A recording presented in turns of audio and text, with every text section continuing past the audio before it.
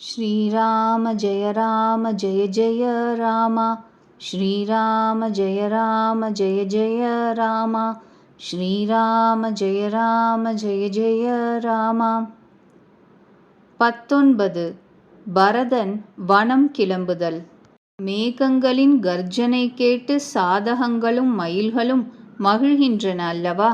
அதுபோல எல்லோருடைய உள்ளங்களிலும் கொழிக்கின்ற ஆனந்தம் கொஞ்ச நஞ்சம் அல்ல. காலையில் கிளம்பலாம் என்ற திடமான தீர்மானம் கேட்டு பரதன் யாவருக்கும் உயிரினும் இனியவனாகிவிட்டார். வசிஷ்ட முனிவருக்கு தலைவணங்கி பரதனுக்கும் தலைவணங்கி மக்கள் அனைவரும் விடை பெற்று தத்தம் வீடு சென்றனர். உலகில் பரதன் வாழ்வே புண்ணியம் பெற்றது என்று கூறி அவருடைய நற்பண்புகளையும் பேரன்பையும் கொண்டாடிக்கொண்டே மக்கள் சென்றனர். பெரிய காரியம் ஆயிற்று என்று தமக்குள் சொல்லிக் கொண்டனர். யாவரும் கிளம்ப ஆயத்தம் ஆயினர். எவரை வீட்டு காவலாராக்கினரோ அவர் என் கழுத்துக்கு பிணை போட்டாகிவிட்டது என்றார். யார் யாரோ சொல்கின்றனர், யாரையும் பின்தங்குங்கள் என்று கூறவே வேண்டாம். உலகில் பிறவி பயனை யார்தான் விரும்ப மாட்டார்கள்?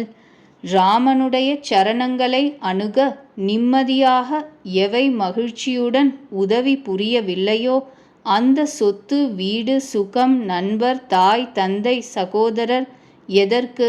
எரிந்து சாம்பலாகட்டுமே. அனைவரும் கிளம்புங்கள். வீடுதோறும் மக்கள் பலவிதமாக வழிக்கு தேவையான வாகனங்களை தயாரித்தனர். காலையில் கிளம்ப வேண்டுமென ஒரே குதூகலம். ராமனை தரிசிக்கப் போகிறோம் என்கின்ற ஆத்ம ஆனந்தம். பரதன் அரண்மனை சென்று ஆலோசித்தார். குதிரை, யானை, அரண்மனை கஜானா, சொத்துக்கள் அனைத்தும் ராமனைச் சேர்ந்தவை.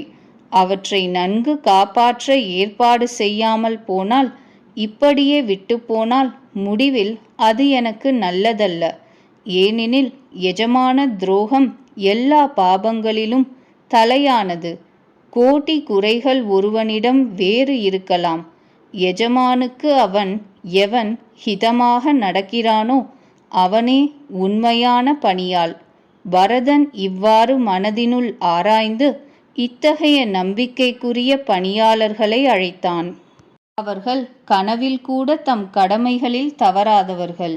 பரதன் அவர்களுக்கு இரகசியமாக உளவுகள் கூறி, உத்தம நடைமுறை கூறி, எவர் எதற்கு தக்கவரோ அவரை அந்த கடமையில் நிலை நிறுத்தினார். எல்லா ஏற்பாடுகளும் செய்துவிட்டு காவல்காரர்களையும் உஷார்படுத்திவிட்டு பரதன் ராமனுடைய தாயாரிடம் சென்றார். அன்பின் நுட்பமறிந்த பரதன் தாய்மார் அனைவருமே துயரத்திற்கு ஆட்பட்டவர்கள் என்று அறிந்து அவர்களுக்காகவே பல்லக்குகளையும் சுகமாக உட்காரத்தக்க மாற்று வாகனங்களையும் தயாரித்தார். நகரத்து ஆண் பெண்கள் சக்கரவாக சேவல்கள் பேடைகள் போல உள்ளத்தில் மிகவும் புழுங்கி விடியலுக்காக காத்திருந்தனர். சக்கரவாக பட்சிகள் என்பது இரவில் ஆண் பெண் ஜோடியாக பக்கத்திலே இருந்தாலும் கூட பிரிந்திருப்பது போல தவிக்குமாம். பொழுது விடிந்ததும்தான் தம் அருகில் துணை இருப்பதை உணருமாம். இரவு முழுவதும் கண் விழித்து பொழுதும் விடிந்தது. பரதன் திறமையுள்ள மந்திரிகளை அழைத்தார். அவர்களிடம் கூறினார், பட்டாபிஷேகத்திற்காக வேண்டிய சகல சாமான்களையும் எடுத்து வாருங்கள். காட்டிலேயே வசிஷ்ட முனிவர் ராமனுக்கு அரசு அளிப்பார். விரைவாக நடக்கட்டும். இது கேட்டு மந்திரிகள் வணங்கி வேகமாக குதிரை, யானை, ரதங்களை ஜோடித்தனர். எல்லோருக்கும் முன்பாக முனிவர் கோமான் வசிஷ்டரும் அவர் மனைவி அருந்ததியும் அக்னிஹோத்திரத்திற்குரிய சாமான்களுடன் ரதத்தில் ஏறினர். பிறகு அந்தணர் கூட்டம் எல்லோரும் தவத்திற்கும் தேஜஸுக்கும் கருவூலமாக விளங்கியவர்கள் பற்பல வாகனங்களில் ஏறினர். நகர மக்கள் அனைவரும் ரதங்களில் பொருட்களை ஏற்றிக்கொண்டு சித்திரக்கூட்டம் கிளம்பினர். வர்ணிக்க முடியாத அளவு அழகான பல்லக்குகளில் ஏறி எல்லா ராணிகளும் சென்றனர். நம்பிக்கைக்குரிய பணியாளர்களிடம் நகரத்தை ஒப்புவித்துவிட்டு எல்லோரையும் ஆர்வத்துடன் புறப்படச் செய்து சீதாராமர்களை தியானித்து பரதர் சத்ருக்னர் இரு சகோதரரும் கிளம்பினர். ராம தரிசனம் என்ற ஏக்கத்திற்கு வசப்பட்டு நகர மக்கள் அனைவரும் தாகமெடுத்த ஆண் பெண் யானைகள் ஜலத்தை தேடி ஓடுவது போல ஆர்வத்துடன் விழைந்தனர். சீதாராமர்கள் வனத்தில் இருக்கிறார்களே என்ற வேதனையுடன் சத்ருக்னனுடன் பரதன் கால்நடையாகவே சென்றார். அவர்களுடைய பாசத்தைக் கண்டு மக்களும் பிரேமையில் மூழ்கி அனைவரும் குதிரை யானை ரதங்களை விட்டு இறங்கி கால்நடையாகவே பரதனை பின்தொடர ஆரம்பித்தனர். அப்பொழுது ராமனின் தாய் பரதன் அருகில் சென்று தன் பல்லக்கை அவர் அருகில் நிறுத்தி இனிய மொழி பேசினாள்.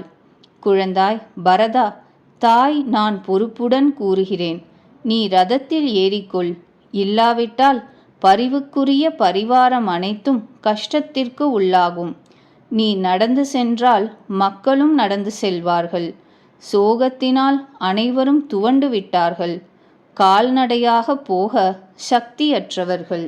தாயின் ஆணையை சிரமேற் தாங்கி அவள் திருவடிகளில் தனைவணங்கி சகோதரர் இருவரும் ரதத்தில் ஏறினர். முதல் இரவு தமசா நதிக்கரையில் முகாமிட்டனர். இரண்டாவது இரவு முகாம் கோமதி கரையில் நடைபெற்றது.